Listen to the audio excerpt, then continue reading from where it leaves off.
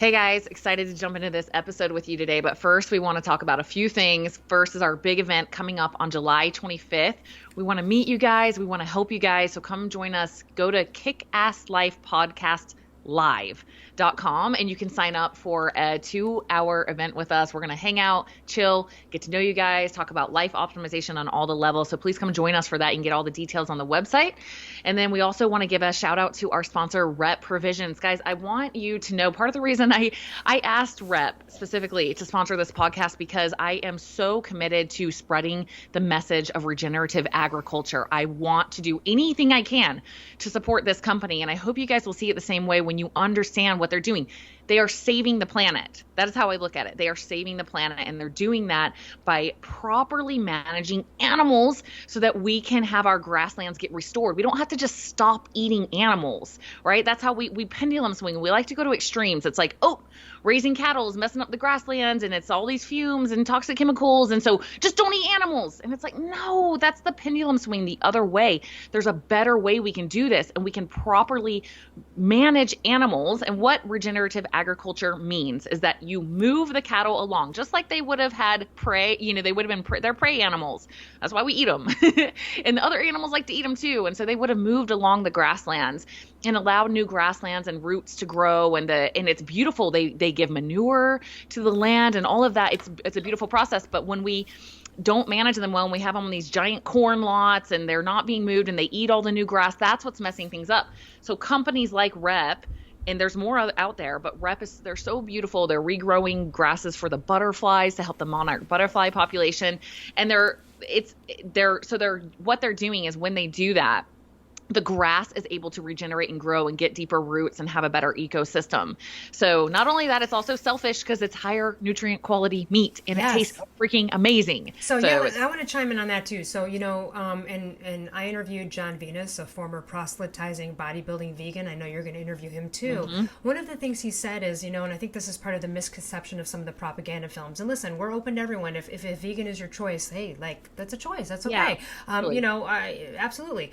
But one of the misnomers is that he told me they didn't know. They thought that all meat was the factory feedlot, evil, giving them antibiotics, in this mud, mooing, stressed out before they're killed because they don't have Temple Grandin designed kill systems. And that is not what we're talking about. Now, when a cow is fed grains, that's fed its non-native diet. That's why they have to give it antibiotics, because it gets sick, because it's not eating what it's supposed to, just like we get sick when we don't eat what we're supposed to. And so that's not the meat that you want, because also the fat content of the fat, you don't want to eat the fat off of that animal, right? So if you're going to go to like a restaurant and order a steak and you don't know it's grass-fed, you might not want to eat the grizzle and the fat off that animal, and you might instead want to put butter on it or none at all, because that's throwing off the omega-3 ratio profile. You're just getting such healthier animals. We store toxins in our fat, right? So we just don't want these animals that are stressed out, fed this crap. And then you look and you drive along the side of, let's say, the 5 freeway in California, and it looks like a post-apocalyptic waste dump with cows moving everywhere. It stinks and it's muddy. That's not good for the earth. That's not good for the environment, because also when you're feeding these animals their non-native diet, they fart a lot and they breathe out the methane. They have a lot more methane gas production. So they are not to blame, but these are the companies that that's why we're so excited about this, because we've been into this ourselves for what we eat.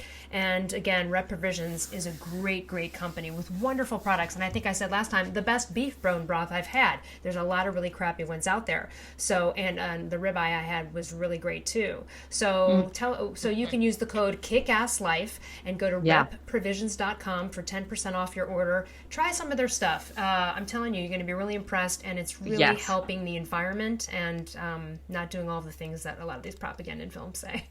Yeah, you guys will love it. I have friends that come over and ask if they can have some of the grass-fed beef sticks and pecan nut butter. They're like, "Do you have any of those?" I'm like, "Oh my gosh, I love you." You're like, I'm not wasting that on you. I'm keeping that I'm like, they are worth every single penny, and it's not only amazing and delicious and good for you, but it's like voting. For me, I feel like that's real voting, because I feel like money rules the world. So when my money goes to something, I'm saying, I support this. I want more of this. And guess what that does? It drives the supply, right? So let's drive the supply for things that we really want, and think about how we're spending our money and driving supply for things we don't want. Every single time you buy that corn-fed beef, you're saying, we like this, do more of this.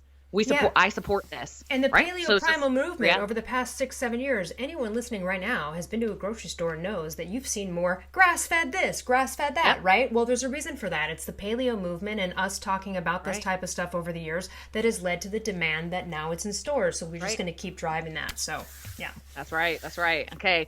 All right, let's jump into this. Yeah, let's jump into our topic today. I love this one, Elle, because I feel like so much of what we do, I'm like, oh my gosh, I used to be so bad at this. And I always call myself a recovering whatever, right? As we go through personal growth, we're still going to slip up sometimes. But today we're talking about over explaining yourself and justifying things. And I used to do this so bad. Now that I've worked on it and grown, like when I see other people do it, like I just want to like hug them and be like, shh, you It's don't okay, have to baby. do this. You don't have to do this. So let's jump into it. I'll let you start. What do you see as the premise behind over explaining and justifying things? Like, why do people do this? What is going on there? Well, we do it for a lot of reasons. We do it to avoid judgment. We do it to, and I'll start off with this. I forgot where the quote came from, but I loved it. It said something like, someone said, "You are responsible for your intention, not your reception." And that's really what it is. So bottom line is that when we're justifying or over explaining, we're either insecure about our own decisions, so we got to get flat with that, but we're really like Yep. worried about what someone else is going to think. It's really interesting to me because I was thinking about this from the Seth book. No other thing in this world that's living, like you don't go down to like a beetle on the ground and be like, why are you here? Justify yourself. Like, you know what I mean? So why are we justifying our place in the world? Now, a lot of people, so we're spiritual beings, we're meat suits. So let's say like I'm a writer and I might identify with that, or someone's out there and they identify as a painter. And they're like justifying their existence in their world associated with that thing, that outward thing.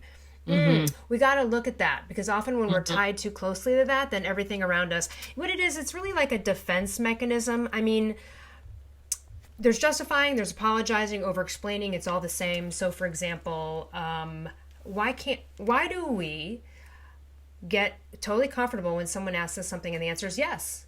We don't over explain. But when the answer is no, why do we roll into a whole series of objections, inescapable things? I can't because there's this thing I have to do. There's all of these explaining and justifications going on. What is that about? It's usually about you're afraid what someone else is going to think. You're afraid of their reaction. You're trying to avoid conflict. You need to get more secure about yourself and your decisions. There's a lot to unpack here. So I'll start there, and then you can jump in. Sure. I like to say that when you explain yourself, it is a red alert to everyone else that you actually don't feel justified in whatever it is you're explaining. Right. So like, think of like the most successful person you know, like somebody who's just like, wow, like that's an amazing accomplished person. Like, look what they've accomplished in life. Now, I want you to imagine that they are late to a meeting. Can you imagine them coming in and be like, oh my gosh, Elle, I'm so sorry. I was so on time. I was on time. I was almost here on time. And then like there was traffic, there was an accident. And then like my mom called me and I had to talk. Would they ever do that? Never. You would lose so much respect for them. I can't imagine a successful person doing that. And that's because they've learned not to do this. They've learned to own it. And so when somebody starts explaining to me, first of all, let me just say, it comes off weird. It is like repulsive. When someone starts over explaining, it's almost like, can you please stop? Like, I'm just waiting for you to stop. I don't want to hear all this stuff. I don't want to hear all the details. And it makes me lose respect for that person, honestly. Like, I'm like, well, why they're trying to control your response almost, too. That's right. That's right. That's what I was going to say. It's an attempt to control. So a lot of times I think over explainers are like, it's going to be really nice for me to explain like why I can't accept this job with Tara because I have all these other things and I have this. It's like, no. You're trying to control the narrative here. You're trying to control my response to you, my thoughts and my perception of you. When all I'm hearing is womp, womp, womp, womp, womp, womp, womp, womp, I don't feel justified in this and I over explain myself. And it totally devalues what you're saying. Whatever it is that you're saying, it devalues the whole no or the yes or whatever it is. But again, it's funny when you say yes, we don't explain all the reasons why we're saying yes. It's just so interesting. Right. People have a hard time with no because again, it's like, I like this one too. If I'm in a job and if I'm interviewing you for a job and I ask you a question and you're like, you know what I mean? You're right on it. People who are comfortable with silence, that is such a sign of self-esteem, strength, Yep. and inner security. Yep. And that's the thing too. Like you can say no and just shut it and wait to see Right. what happens. You've got to be okay with silence. You That's know what I right. mean? In these moments, it's also it's a power thing you would pull in meetings or other things like that as well, depending. Not like as trickery, but it's like shifting. It's like shifting the value of your own decisions right onto someone else. Does that make sense? Like I'm just like throwing it. I'm like, hey, Terry, like, are you? Or sometimes maybe I'm looking for you to validate my own decisions. So either That's way, right. it's coming from a place of just not being secure in oneself. That's And yeah. also this happens with sorry, right? How many times are you apologizing all the time? You know, I so much rather respect people who just say, nope, not interested, versus go on a whole long tirade. Because if you really think about it and you turn the tables, how are you sounding? Like before you're about to go have a conversation with someone, you may say no, you might want to check yourself and go, well, what if they're not going to be okay with this? Okay, how do I sound? What my justification would sound like? How would I feel if that was coming at me? There's some things you can do to kind of go, hold on a minute. And oftentimes it's just so, especially for people who have issues with speaking up, etc., you've got to just shut it. It's like, no, hit the mute button, or no, just stop and see what happens. It's definitely a sign of insecurity. And I was a chronic sorry person. That was a coping mechanism that I learned growing up, that I felt like if I put myself down here in an inferior place, they'll like me more. But all it was they disrespect me more and feel like they can run all over me. And so I went on a challenge to myself to stop saying sorry. I am so careful with that word now. Like it has to be very, very true. But for a while, it was for no reason can I say sorry. I mean, I was in that place for like 2 years. And I had the person I was dating was like, I'm like, if I say sorry, please catch me on it. Right. And he's like, I'm like, okay, what I mean is, okay. It was a learning curve. It was a practice, right? So, cause it was so embedded into my vernacular of just saying, sorry for existing, sorry for getting in your way, sorry for having an opinion, sorry for everything, And so getting out of that, if you're a sorry person or an over explainer, there's going to have to be some parameters, and it's just practice. So maybe next time you're late, you cannot explain why. You cannot explain why. And you can't say sorry either. You can just say, I'm late. If you want to even say it, or you could just maybe just say, hey, what's up? Like, maybe I apologize if you really want to get into it, but getting out of those habits, it's just like, you just have to break it. And that's been the case for me. I still catch myself sometimes, but it's just truly challenging myself to show up late. And what happens when you do that? When you start over explaining and justifying, it paves the way for you to do it again next time. When you're not allowing yourself to explain why you're late, something shifts inside you where you're like, dude, there's no freaking excuse for it. Next time I just got to make it happen. But every time you explain it and justify it, you're really just explaining and justifying to yourself. Nobody else is buying it. They're like, dude, you're just late. Like, I don't give a shit why you're late. Like, I don't care, but what you just did is just enabled yourself to do it again the next time and the next time, and the next time. So by cutting this off, you actually start to get more self-responsibility. Here's another thing. I think that we explain and justify because we feel guilty. Yes, absolutely. Yes. Guilty. You feel guilty about saying no to the plan, or you feel bad, and again, that could be also with how you feel they might think of you, the guilt. Right. Yeah. And that's treasure. Why do you feel guilty? Because listen, if somebody was like, hey, Elle, do you want to go kill somebody today? I'm pretty sure you wouldn't feel Depends on who it was, No, I'm just kidding. Would you like to commit homicide today, Elle? Like, I'm pretty sure you wouldn't feel the need to explain yourself. Like, you'd just be like, no.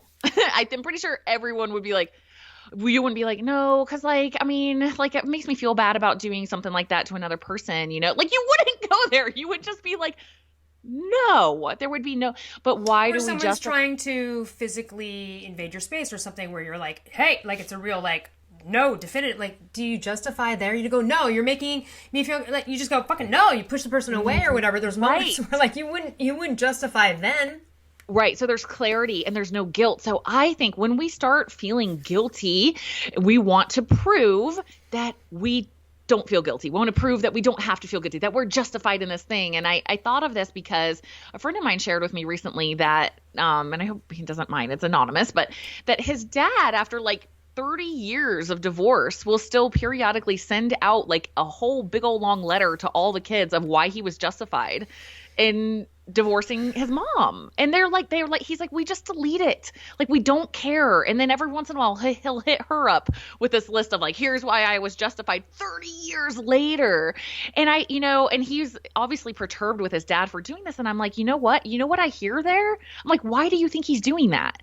And he's like, I don't know. I'm like, he feels guilty. He feels so guilty. And he's trying to show everybody why he shouldn't feel guilty. It's all about him. Bingo. Nobody else cares. But he's projecting like, this is why I'm justified. This is why I'm justified. This is why I'm justified. Because underneath it all, there's a huge amount of guilt that he hasn't dealt with.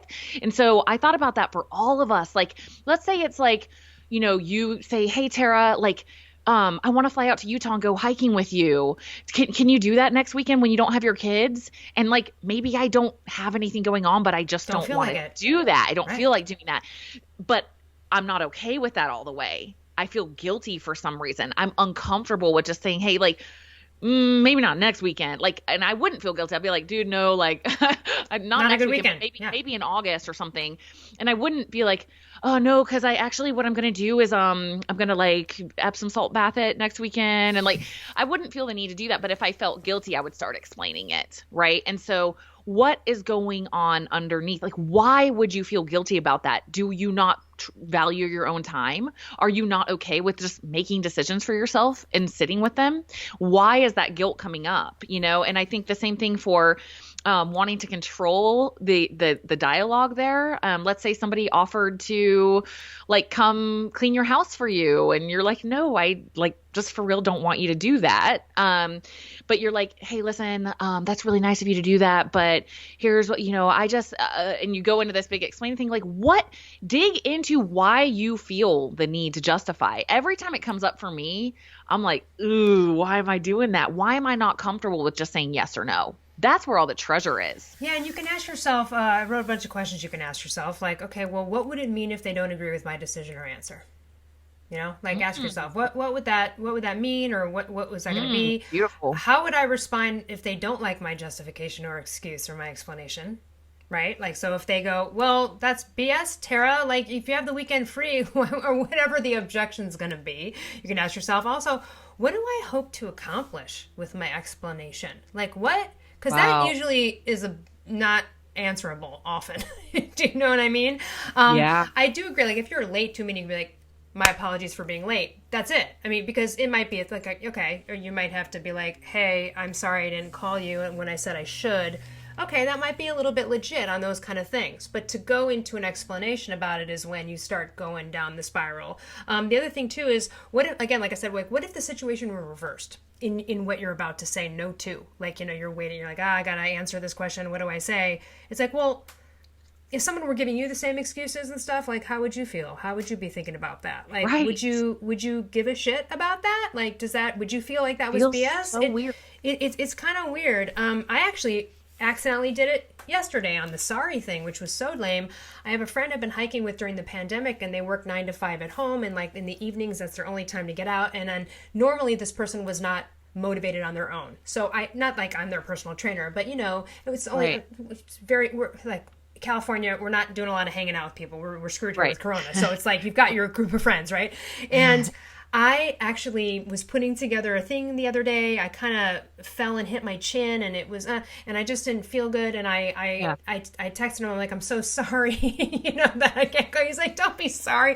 And I was like, but I was just like, I'm so sorry. I've been garbage lately. Like, I'll be better tomorrow. Like, and then I was like, why did I just even write that? Like, I don't need to apologize. Yeah. And of course he wrote back. He's like, you don't need to apologize. Exactly. Like, I write about this stuff. Even I fell prey to it in a minute. Yeah, because totally. Again, and he even said, he goes, hey, look, you're not my person. Like, I'm good on my own. I got it now. Like, if you're not going to walk with me, that's fine. I can do it. You know what I mean? But I know it also is like one of my best friend's greatest outlets every day. And I felt like, he's going to miss out on, but again, why did I even say I'm sorry? It's just, I should have just said, here's the deal. Right. Because it also once somebody says, hey, I'm so sorry, there's something that happens in the receiving person's mind where it's like something bad is happening to me right now. And it's unnecessary. Yeah. Like you could have said, hey, I hurt my chin. I'm not going to be able to make it today. And be like, okay. Which is what I normally would do. And I don't know, for some reason in this situation with the circumstances, I felt so bad because I bailed on a couple of them. And again, I just caught myself right there and I was like, yeah, that was ridiculous, Okay. Yeah, it's good practice. Texting is kind of the easiest way, I feel like, to get over the over apologizing and explaining thing, because you have a second to revise it and you're like, oh, I said sorry. Hold on. Do I really need to say sorry? What is the energy shift that I'm causing by saying sorry? Because it does create an energy shift for sure, and I'd say over apologetic friends, it starts to become like you start feeling almost responsible for their feelings or something. You're just like, why do I have to console you? Like, it just creates this weird vibe instead of just being straight up. That also brings to mind another point, and that's usually when you're over explaining, you're not being completely honest, because the complete honest truth is usually really fast. It's usually really quick. So when I get, every once in a while, I'll get that really long email from somebody where it's like, now I have to go through, like when I see a full paragraph in an email, I don't know about you, but like my eyeballs like glaze over. I'm like, oh gosh, okay, hold on. I got to really dive into this thing right now. Like, let me like put everything else aside and like go into this. And it's like, explain. And I'm like, dude, like I want to write back and be like, hey, can I give you some unwelcome, unsolicited advice? Just say no. Get more concise in your emails, because I went through that process. Same thing. Like I was looking at my emails and I'm like, oh, this is so unprofessional. These are so long. Like, what is the absolute bare minimum that they need to know? Efficiency, conciseness, clarity. That is usually the best form of communication in general, particularly over email, and a good way. And listen, with email and texting now, take a minute. Be careful on the send. Read it. Hey, am I apologizing? Okay, I need to cut out that whole sentence. That was too wordy. Trying to make it as efficient as possible and to the point. That'll help you if you are a justifier type. Yeah, because I've noticed anytime I'm starting to justify things, it gets wordy, it gets weird. And energy doesn't lie. It's like the other person knows. They sense it. They're in the same situation as you, right? Like we get in this like delusional thing that like they're energetically not in the same space as me. And now I can kind of portray this other thing. But it's like, no, they know. They're there with you. They feel it. They know all the factors leading into. They're like, something's off here. And so when you start to explain, it feels dishonest and it creates this huge disconnect. It's like, dude, just tell me that you don't feel like it. Or just tell me that like, that's actually kind of a weird conflict of interest for you because of X. Just tell me that. I've got a great one actually on this. Okay. I just remembered it. So a couple years ago, my friend's boyfriend, they lived together. So I knew both of them, very close. The guy was a big surfer, and California, we got a lot of big surfers, and he worked 9 to 5 in general. So it would be rare that he'd get to go surfing or something, maybe on the weekends. And we were all planning on going to some chili cook-off or like some event. It was like $20 a person, whatever. And we were all going to go meet there on some day. Well, the morning of, he texted me, and I just knew it was bullshit. He texted me and was like, hey, sorry, I'm going to have to like, not be able to go today. Like, money's been tight. And the thing is, like, I know how much he makes, so there's no way $20 was tight. Like, there's no way. I know how much this guy makes. So he gave me this, like, really fucking bullshit. And so he's like, yeah, sorry. And then I was like, yeah, I'm not buying it. And then his girlfriend was like, yeah, he's BSing you. He just wanted to go surfing because the waves are good this weekend. Now, here's the thing about me. Mm-hmm. How dare you try to chump me? You try to chump me, I'm likely gonna not be your friend. He should have just said and should have known me better to go, Elle, the waves are great this weekend. I would have, absolutely. I appreciate and love his love of surfing. I love, like, I get that, man. Like, that's an opportunity. There's not a lot of great waves. Hey, man, you get there, but I know how much, like, he should have known. But instead, to avoid me being mad, he made it even worse by lying and bullshitting me on something that was so ridiculous. And that bothers me more. Then the cancellation is someone trying to, like, that's one of my things, like, don't try to chump me. I'm really smart. Like, just don't try to chump me. Just give me the truth. And so that's that kind of thing where, ew. And also immediately I was like, lack of respect for that guy, immediately was like, ugh. Right. And this is like a 53-year-old grown man, guys. Okay, so you know what? It's like, come on. And I knew that was BS. And even if it wasn't, that's still, whatever it was, would just tell me the truth. Because you know what? Later on, there might be a photo of you surfing or something online. Like, you might get busted with it.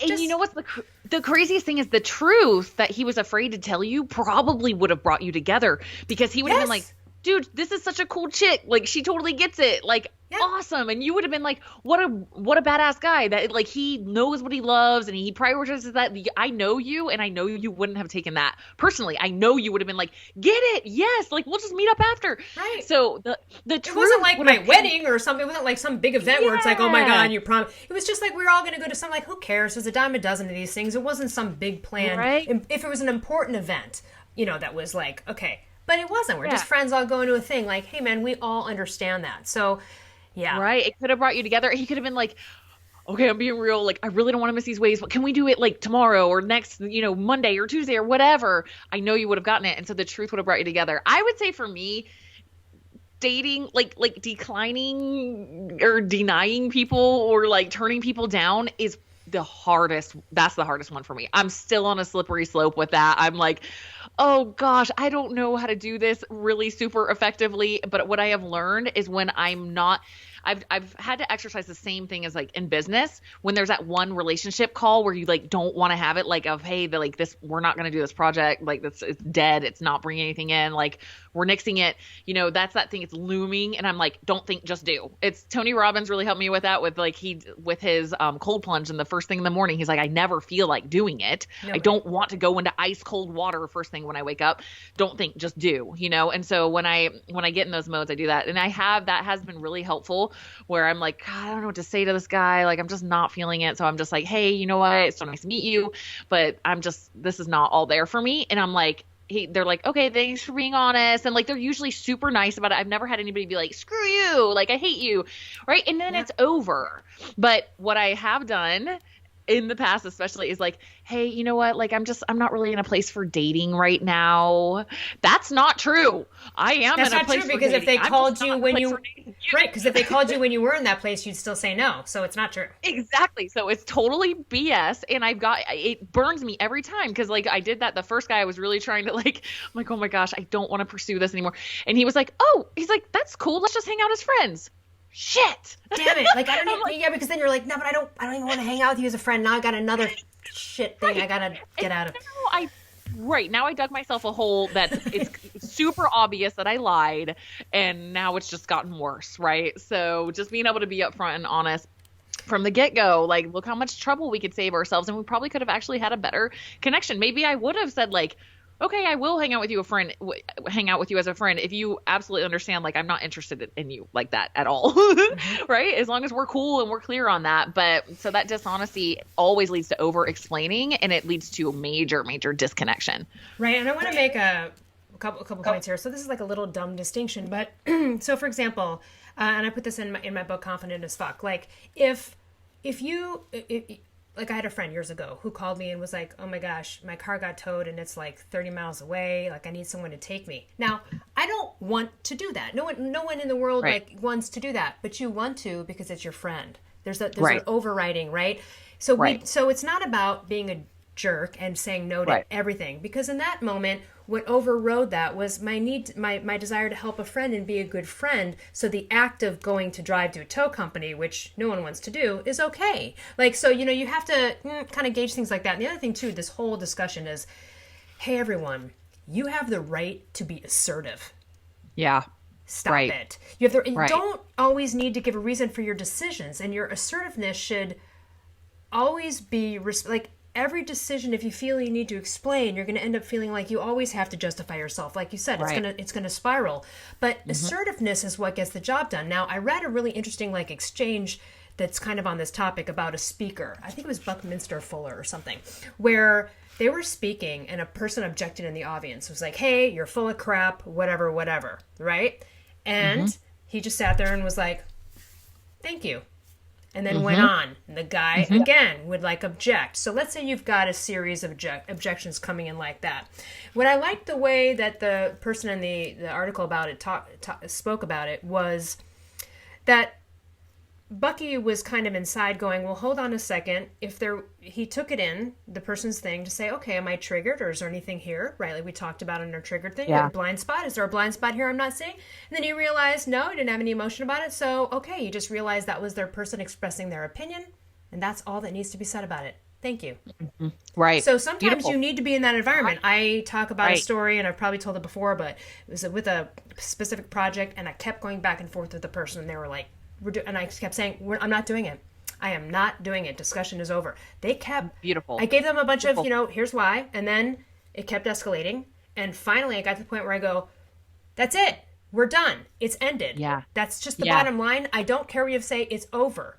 You have a right. Getting assertive is not being a dick. It's about really drawing these boundaries and all the stuff we've been talking about on all of these episodes. So get assertive, and being assertive is not just speaking it outward. It's also getting assertive, like within yourself, about whatever this decision is. And you have to just go like, I feel bad. Now, here's the other thing too. Like on that carring thing, that same friend loves to go to concerts all the time. I'm not a big concert person. Like, it's not to say that I won't go to one, but I'm just not a big concert, huge fair type of, I just don't see a lot of live shows. She sees them like 5-6 days a week. She knows I don't like shows, so she doesn't ask me.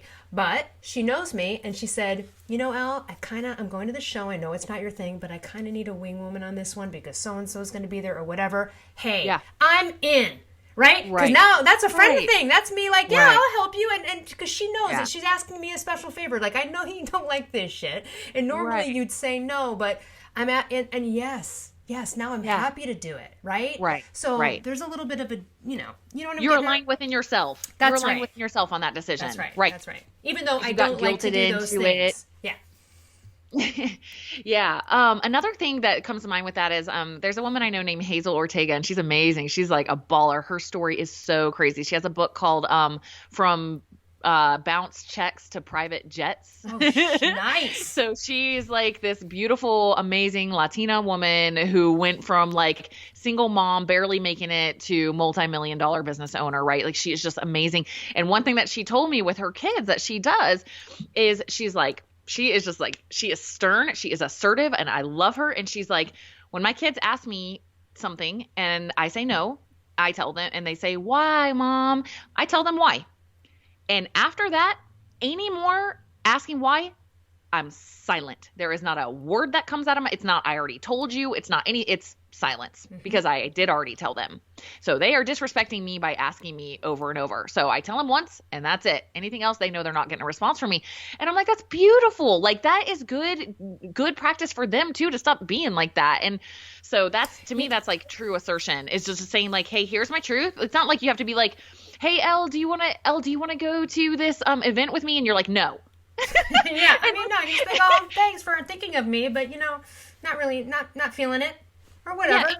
Yeah. Or maybe it's like, hey, like, that's not a super high priority for me. Maybe that's your truth. But I'm not going to be, you don't have to be like going on and on and on. And I'm going to be like, wait, why don't you want to go again? Why, Elle? Why? Like, these are all really dysfunctional patterns in between human beings. So it doesn't mean you don't ever have to explain a little bit. We don't have to be like these cold hard asses that are like, I said no. I'm like, because I said so. I mean, if that flows, but you can. That's actually my cousin. I have a cousin in Hawaii who, like, she's legend for this. Like, no, you're never going to get and people really respect her, and they know that, like, they're going to get the real shit.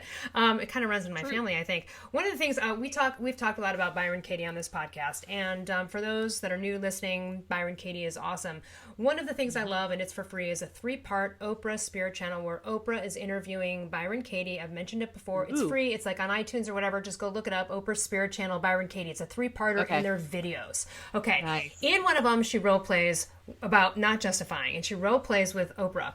And basically, Oprah's like, well, all these people, they come to me, like my family members, and they ask me for money. Like, can I have 100,000? And she'll be like, no. And they'll be like, but you give it to everybody else. Like, you're giving away free cars. You give away all this money to everyone. You have so much money. $100,000 is nothing to you. And so Oprah's like, but you know what I mean? And so Byron Katie's like, you just say, no. And so then Oprah's trying to be the person and going, well, why not? Why not? And Byron Katie just goes, I love you very much, and I totally understand what you're asking for, and no. Yeah. I had to have this talk with a family member who had another family member coming to them constantly for this. Mm-hmm. You get into those justifications. Now you're in the defense mode, which is an act of war, according to, right? True. Now you're going back and forth because now you're talking reason. And you're not going back to the original like we've talked about, which is you don't want to. it doesn't matter what your reasons are. So you can True. give them a reason, go, well, I don't want to enable you or whatever. They're going to come back with something. Well, you won't, or this will be the last time. Whatever it is, if you don't feel like doing it, you assert yourself and you just keep saying no. It's like when we talked about the dating thing and continually repeating the script when the guy's like, well, I don't understand. Everything was great last week. And you're like, I'm just not feeling it. Elle, I totally failed. I totally did exactly what you were talking about. So guys, if you haven't listened to our dating episodes, they're really good. So after I had already had a breakup before we recorded that episode, okay? And you said your thing about, you just say, this, what did you say? This isn't working for me. Yeah, right? Like I'm just not feeling it. I'm just not feeling the vibes. It's not working. Yeah. Not like, it's actually because I don't like the way you interact with people. I don't like this. I don't like this about you. I don't like that. Well, I had already had a breakup and he wanted to know why. And I had given him all these reasons. And of course we went to not war, but it was kind and conscious people war, right? Like it was like, no, well, all these justifications back and forth. It was hell. It was horrible. And then guess what happened? He came back later, like, I still don't understand why. And you know what I did? You gave him reasons to begin with, right? You know what I did? I gave him more reasons, Elle. Oh, no. I gave him more reasons.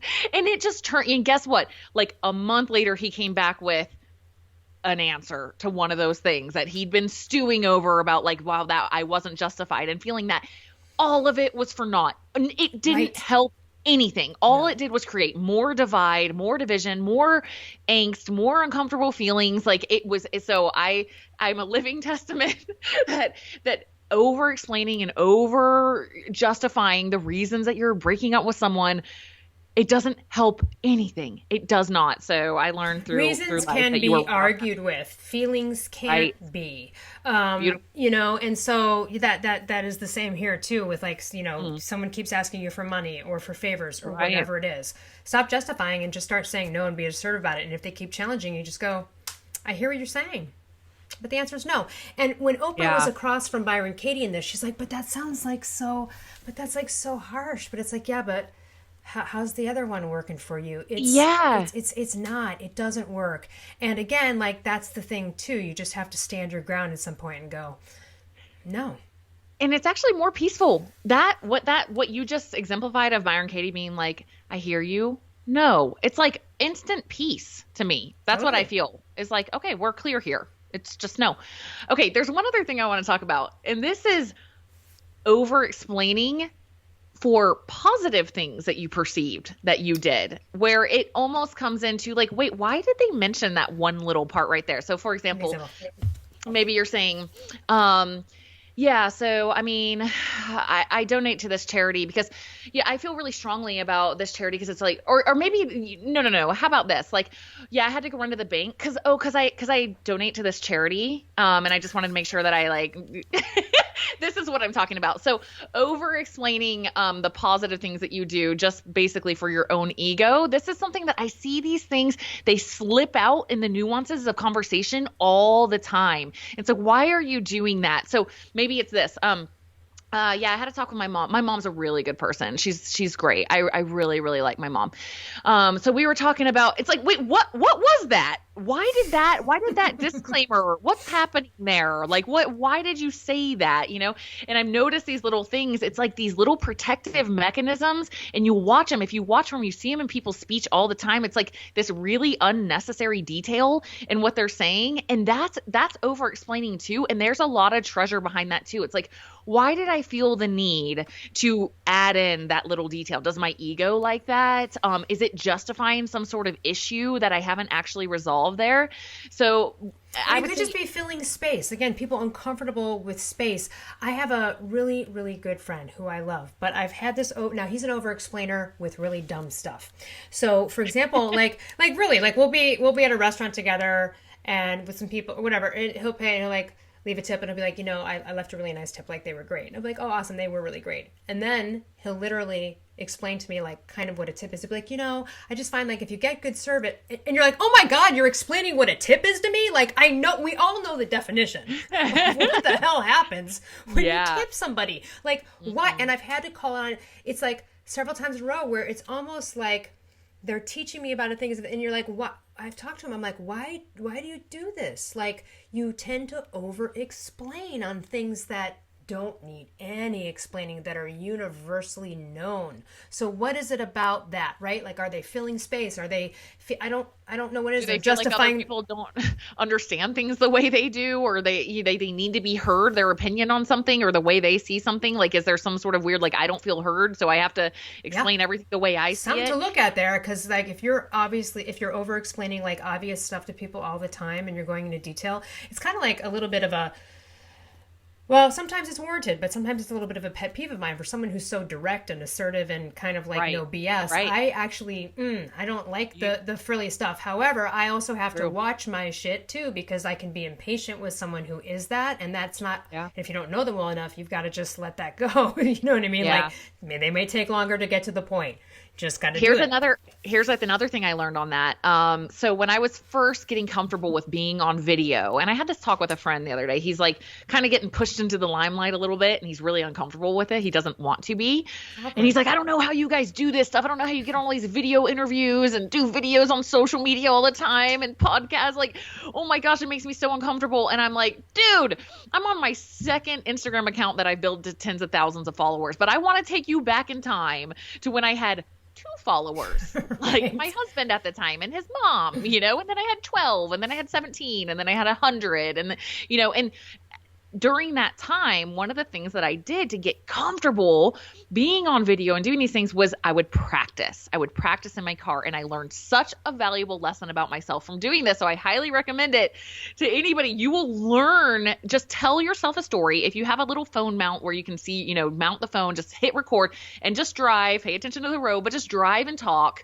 Okay. And then try to make impact, try to tell a story with impact, and watch yourself. Because what I learned from this experience was that I would add in all these details and details and details because I was afraid to make the point. I wanted to control the story so much so that when I got to the punch, to the impact, I had now completely controlled the story. So it's like, first they need to know this about me, and then they need to know this about them, and now I can get to impact. They're like layers of preface, just layers. Nobody cares. You lost everybody before you ever got to the impact. And so sometimes that over explaining can be, again, another attempt for control because you're not secure in saying, guess what?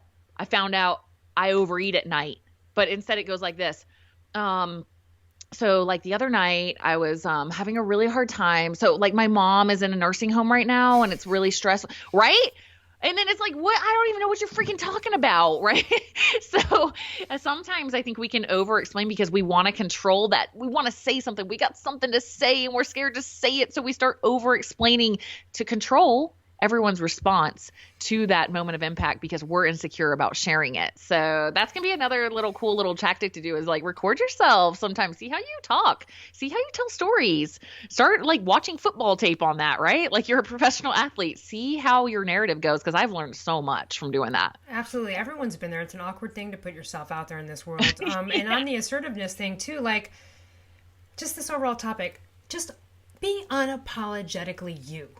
Even if you are weird, then embrace your weirdness, man. I used to tutor kids back in the day for a friend that had a tutoring company, and there were two boys, teenagers, and one of them was super nerd, but he owned it. He was like, yeah, I'm a nerd, but I'm a cool nerd. Like he was just, and I was like, like his level of confidence, like he embraced that and loved it.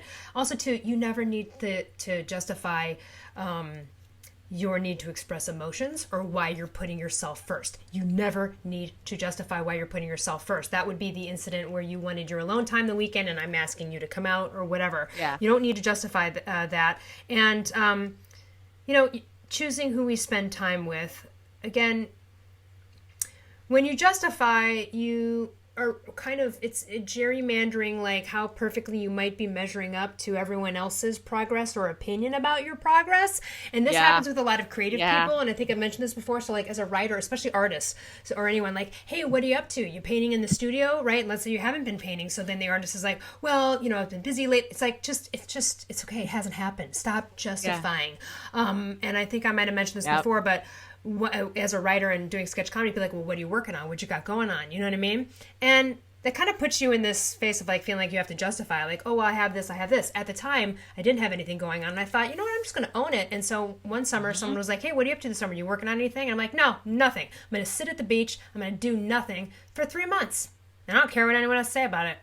They had Right. nothing to say to that. No one has anything to say to that. That's just like, she declared it. That's it. And it's respect. And again, back to what I was saying earlier, it's this, the only person that's hurting is you, because the other person doesn't care about your explanation. If I say, hey, Elle, are you doing this thing you said you were going to do? No, because blah, blah, blah. It's like being real. I kind of tune out a little bit. It's like, oh, okay, yeah, she's not doing it. Like, I don't really care why. Like, she's just not doing it. Right. But your subconscious is hearing justification, justification, justification instead of owning it. But if you're like, no, I didn't get it done. I screwed up. I effed up. I didn't get it done. My bad. Yeah. Something shifts inside of you where you're owning it more now, right? Like you're like, it's like do or do not, right? Yoda, do or do not. There is no try. And when we justify, we're like, well, I was late because of this, or I didn't do that because of this, or I don't like him because of this. It's like it diminishes our ownership over those choices. And then in the future, it limits us from having enough ownership to be like, no, there's no freaking excuses here. I'm just going to get it done. I'm just going to do it if I want to. Or actually, now I'm owning, I don't want to. I don't want to. That's okay too. Right. So the justification really, it holds us back from owning our own choices and owning our self-responsibility. So also, no one has a damn right to intimidate you into explaining yourself. Nobody. True. I'm sorry. And so if you got that person on the other side of the conversation, you got to rethink your association with that person. Totally. No one has that right. Don't you let someone bully you and explain yourself. If someone's trying to bully me to that, I'd be like, I don't need to give you a reason. Right. My reason is no. So, right. You have the, like, what was I going to say here? I wrote some notes down on this.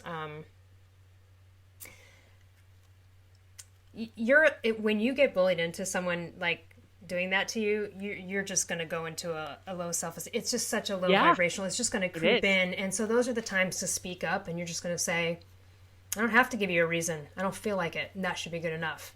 Right. You're going to have to come back at some of these people. So again, sometimes you might have to really assert yourself if someone's challenging on you, but no one, please let yourself be bullied into explaining yourself, because you will be pushed on things. People will push you because they'll be like, again, like, well, why not? Or come on, you're not doing it. You know what I hate? This is what I hate. I hate when people approach plans like this. Like, I would call you and be like, hey, Tara, are you free this Saturday? And you're like, yeah, I'm not doing anything. And then I'm like, great. You want to go do this thing like I know you don't want to do, and now I'm putting you, do you know what I mean? Yeah. It's kind of like trapping the person. And so when someone asks me, they go, are you free Saturday? I go, why don't you just tell me what it is do you know what I'm saying? This is a pet peeve for a lot of That's people. My ex-husband used to hate that crap. He's like, just invite me. Don't make sure that my schedule's wide open first. So now I have you're trying to trap me into saying like that I'll have to do it, but I still may not want to. So just don't try to chump and trick me. Just come out and ask me. So when anyone says that, like, hey, what are you doing? I'm also like, no. Yeah, for me, it's now a red flag. When I can see someone is intentionally wanting to put me on the defensive, there you go. I'm immediately like, ooh, what is this energy? Like, dude, I don't vibe with people that do that kind of crap. It's an immediate, immediate disconnect. It's an immediate red flag for me. So like but then it's up to me to speak my truth about that. Right? Instead of just being like, and getting all into weakness and insecurity and all that. It's like, hey, listen, when you said this is how I felt. Okay. And then that's beautiful, because then self-esteem, I find my self-esteem gets so bolstered by that. Totally. It's like, this is a confidence booster. I showed up for me, right? Like, I was clear. I was honest. Here's where I'm at with this total, like, come what may from their side. And maybe they'll surprise me and they'll be like, oh, dude, I can totally see that. Okay, like, my bad. Like, this is actually where I was coming from. And I'm like, oh, okay. And then now we can connect again, possibly. But it's up to me to show up for me and say, hey, like, this whole, like, guilt trippy weird, this feels like a weird guilt trippy thing for me. And I'm not having that. So, like, every time we do that, when we're not allowing ourselves to be bullied into over explaining, and I find women, like, we were actually just talking about this, Elle and I, before we got on this podcast with like dating and stuff. Like, I find that sometimes guys do that in dating, and like they want to put you on this weird defensive mode. And I'm like, my intelligence is so insulted by it. Like, they want me to be like, oh my gosh, I'm so sorry. And I'm like, I don't have anything to be freaking sorry for. Like, wait, how about, so like that moment though, where somebody's kind of like putting on that pressure to like make you feel that you can tell they want you to feel bad about something you don't need to feel bad about. Every time we step up to the plate and say like, no, I don't feel bad about that. Like at all. Like here's where I'm at. Now our self-confidence increases. But every time we choose to sink into the like, but oh my gosh, I'm so sorry. Like bullshit. There goes our self-esteem. Down, down, down, down, Absolutely. down we just go. Lost the confidence game right there. Right. Because we didn't show up for us. We showed up for them. Yeah, guilt is going to kick your ass if you don't stand by the strength of your decisions, right? And so, I would just say like, hey, when we talked about at the beginning, start with emails and texts. What are you writing, right? Start with how you're responding to things. Right. You know what I mean? Yeah, it's great practice.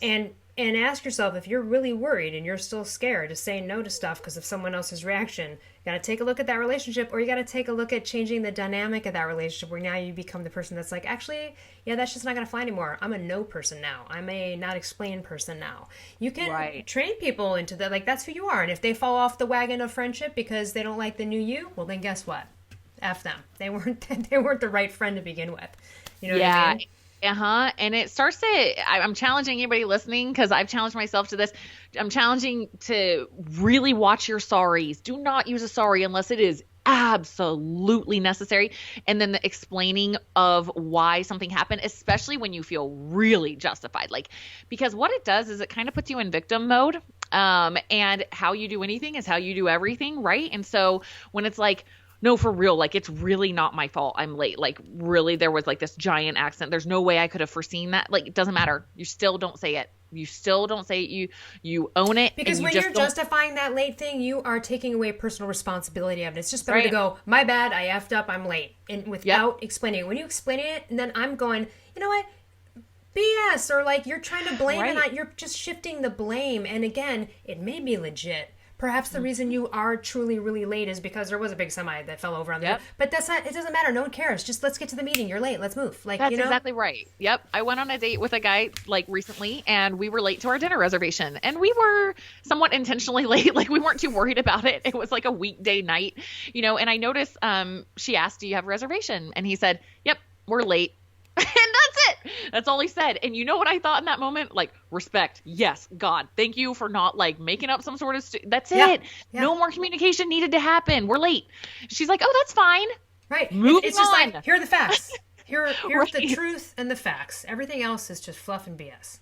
Exactly. And it gets in the way. It really does. Like it's wasted time, wasted energy. It puts everybody in a weird People respect you more. People admire you more. If you want to get ahead in this world and create a tribe or create a business or as a leader, I mean, these are the things you've got to do. You know what I mean? If people want to respect you and trust you and believe what you say, because like, do you think that I'm going to believe anything out of that guy's mouth who BS me about the surfing that weekend? Never again. I'm never going to believe a reason he gives me for anything based on that. You know what I mean? It's like, you just, you lost so much respect. Yeah, and that's what we're inviting. That's what we're inviting every time we BS people and we over-explain. We're inviting them to disrespect us. Yeah, absolutely. Let me see what else. No, I was thinking, I don't know if you have anything else on this. That's it for me. For me, it's just digging into why are you doing that? Really ask yourself whether it's over-explaining something that's positive, perhaps, about you or over-explaining and justifying. What is really going on there? Because like I said in the beginning, you wouldn't feel like you need to justify not wanting to go murder someone today, right? So what the other stuff that you do feel the need to justify, why? Really dig into that, because every time we can ask ourselves, why am I doing this? What is really going on there? There's so much growth that happens when we can identify those things. So that's what I say. Dig into so much good stuff. Mm-hmm. Absolutely. All right. Awesome. All right. Okay. We'll go ahead and wrap this up, guys. We'll see you guys next week. And please come visit us on kickasslifepodcastlive.com. We'd love to see you guys at our event coming up, and we'll catch you next week. Yeah. And for all, please definitely give us reviews on Apple and go to kickasslifepodcast.com for the normal platform of all the listening options and, of course, video episodes on YouTube. Thanks, everyone. Yeah. Thanks, guys.